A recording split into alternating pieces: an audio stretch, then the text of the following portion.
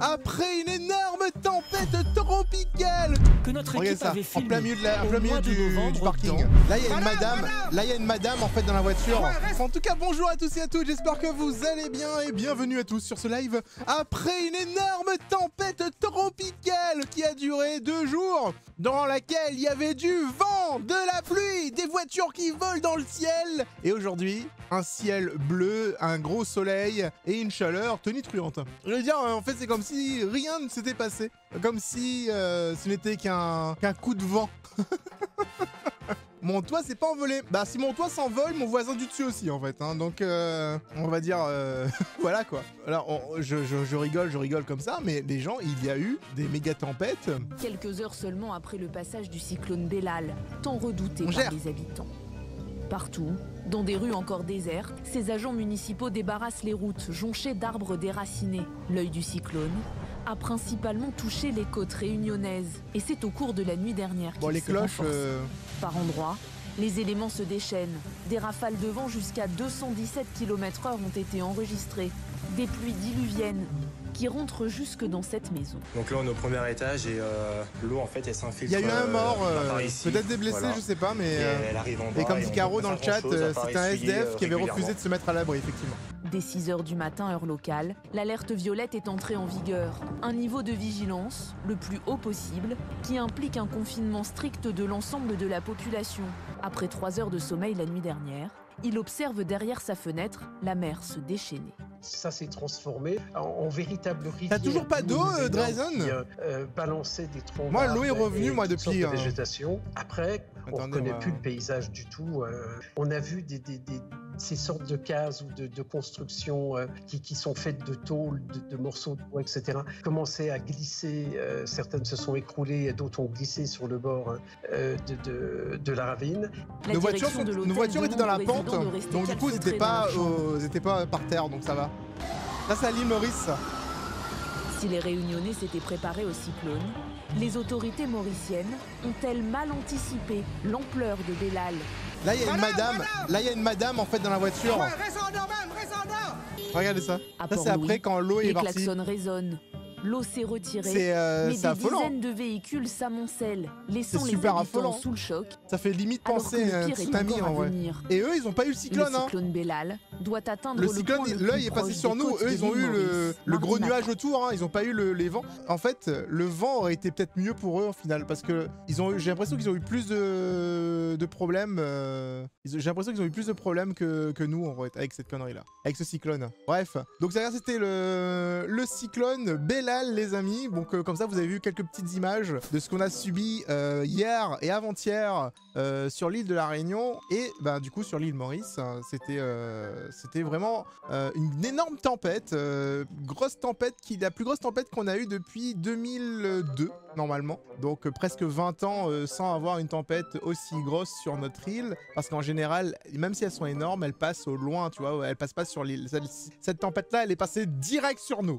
Et par contre, du coup, là où on habite avec Caro, on n'a pas subi grand-chose. On avait du vent. Beaucoup de vent, ça faisait peur un peu au niveau du bruit, etc. si vous voulez. La pluie a commencé à tomber au début, avant que le cyclone arrive. Après, il pleuvait quasiment tous les jours, enfin pendant toute la journée, et le temps était maussade. Globalement, il y a eu beaucoup de temps d'éclaircies, c'était sûrement quand l'œil passait. Parce qu'il faut savoir que l'œil d'un cyclone, c'est une zone où il n'y a rien. Il se passe rien, c'est juste que les vents qui sont avant, ils appellent ça le mur de l'œil. Le vent qui se trouve avant l'œil, c'est des vents de 250 km/h. Tu passes ça, pouf, il n'y a plus rien. Et après, il y a le deuxième mur qui arrive parce que c'est un œil, c'est un rond, hein, c'est un cercle. Donc du coup, ça revient et là, tu repars dans 250 km/h. Mais globalement, là où on était, je pense que il y a une montagne à côté de nous. Je pense, hein, je suis pas scientifique, mais je pense que la montagne nous a protégés par rapport à ça. Mais en tout cas, voilà. Donc, il n'y a pas de casse chez nous. On a nettoyé le balcon avec Caro ce matin. Il est mieux rangé et plus propre que avant le cyclone. Donc du coup, j'ai envie de te dire, voilà, merci Bellal pour avoir nettoyé notre balcon. La réunion était préparée, mais l'île Maurice aurait dû prévoir le contre-coup du cyclone. Ils ont sous-estimé le cyclone. Bah en fait, l'île Maurice, quand ils ont vu que le cyclone passait pas chez eux, et ils se sont dit, ah c'est bon, on se met en alerte 1, basta.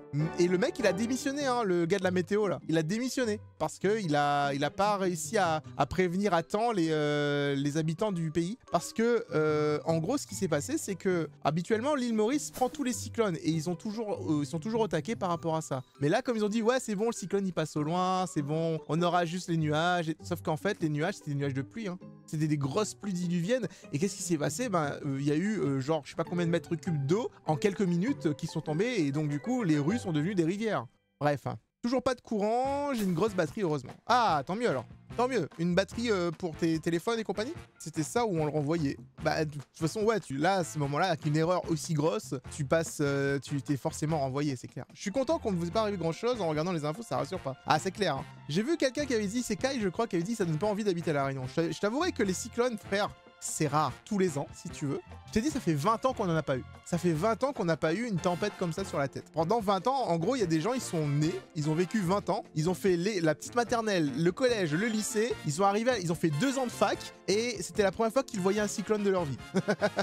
En même temps, au même moment, je sais pas si vous avez vu les news, en Islande, il y a un énorme volcan qui a pété. Incroyable les images, hein. Incroyable les images. Un volcan a pété en Islande, à peu près à la même date que notre cyclone, genre le 14-15. Ça a pété à côté d'une ville, et cette ville-là... Et moi, je me suis dit, quand j'ai vu la ville, je dis, bah, pourquoi ils ont construit leur ville sur un volcan? Et en soi, non, ils n'ont pas construit une ville sur un volcan.